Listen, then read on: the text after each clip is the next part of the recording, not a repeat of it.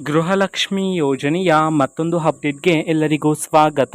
ನಾನು ನಿಮ್ಮ ಪ್ರೀತಿಯ ಶಿವು. ಇವತ್ತಿನ ಒಂದು ವಿಡಿಯೋದಲ್ಲಿ ಗೃಹಲಕ್ಷ್ಮಿ ಯೋಜನೆಯ 19ನೇ ಕಂತಿನ ಹಣಕ್ಕೆ ಸಂಬಂಧಪಟ್ಟಂತೆ ಒಂದು ಭರ್ಜರಿ ಗುಡ್ ನ್ಯೂಸ್ ಬಂದಿದೆ. ಅದರ ಬಗ್ಗೆ ನಾವು ಈ ವಿಡಿಯೋದಲ್ಲಿ ಇನ್ಫಾರ್ಮೇಷನನ್ನು ತಿಳ್ಕೊತಾ ಹೋಗೋಣ.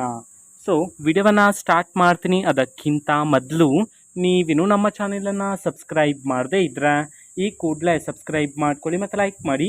ಸೊ ಈಗ ನಾವು ಇನ್ಫಾರ್ಮೇಷನನ್ನು ತಿಳ್ಕೊತಾ ಹೋಗೋಣ.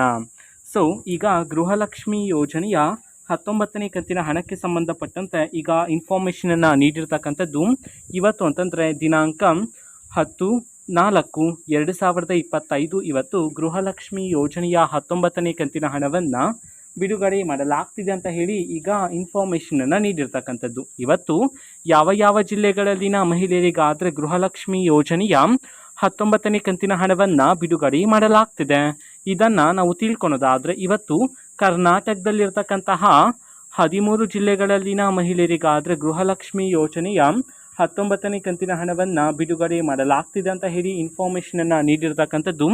ಸೊ ಈಗ ನಾವು 13 ಜಿಲ್ಲೆಗಳ ಹೆಸರನ್ನು ತಿಳ್ಕೊತಾ ಹೋಗೋಣ.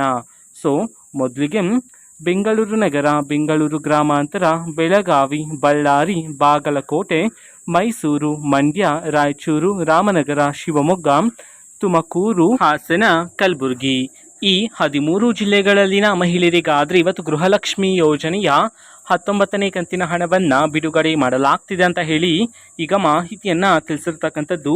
ಸೊ ಇದು ಇವತ್ತಿನ ಒಂದು ವಿಡಿಯೋ. ಇದೇ ರೀತಿ ಗೃಹಲಕ್ಷ್ಮಿ, ಅನ್ನಭಾಗ್ಯ, ಶಕ್ತಿ ಯೋಜನೆ, ಯುವ ನಿಧಿ, ಗೃಹ ಜ್ಯೋತಿ, ಕಾಂಗ್ರೆಸ್ನ ಎಲ್ಲ ಯೋಜನೆಗಳಿಗೆ ಸಂಬಂಧಪಟ್ಟಂತೆ ಇಂಪಾರ್ಟೆಂಟ್ ಅಪ್ಡೇಟ್ಗಳು ನಿಮಗೆ ಈ ಒಂದು ಚಾನಲಲ್ಲಿ ಇಮಿಡಿಯೇಟ್ಲಿ ಸಿಗ್ತಿರುತ್ತೆ.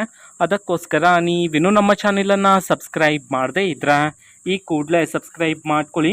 ಸಬ್ಸ್ಕ್ರೈಬ್ ಮಾಡೋದ್ರ ಮುಖಾಂತರ ನಾನು ಯಾವುದೇ ವಿಡಿಯೋ ಹಾಕಿದ ತಕ್ಷಣ ನಿಮಗೆ ನೋಟಿಫಿಕೇಷನ್ ಸಿಗುತ್ತೆ.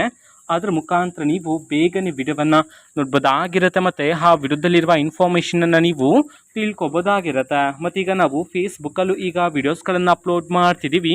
ಫೇಸ್ಬುಕ್ ಚಾನಲ್ ಲಿಂಕನ್ನು ಡಿಸ್ಕ್ರಿಪ್ಷನ್ ಬಾಕ್ಸಲ್ಲಿ ಕೊಟ್ಟಿರ್ತಾನೆ, ಕ್ಲಿಕ್ ಮಾಡಿಬಿಟ್ಟು ಫಾಲೋ ಮಾಡಿ. ಓಕೆನಾ? So thank you, bye.